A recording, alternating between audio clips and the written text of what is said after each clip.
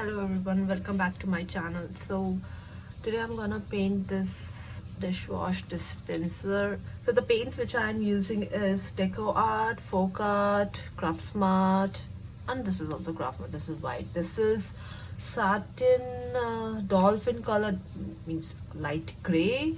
This is medium gray color. This is of tide blue, means sort of sky blue, and this is white.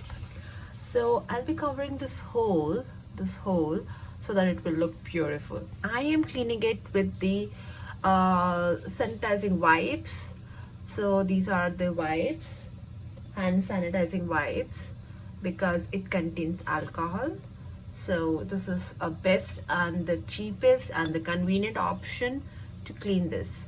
So it's very important if you are working on any ceramic part, then you should clean your surface.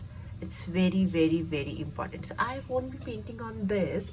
At the end I'll just see, but I'll be covering this hole, this cover hole.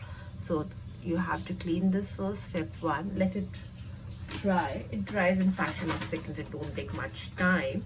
If it is taking much time, then you just have, what you have to do is just wipe it off with a clean cloth. That's it. So let's start. Yeah.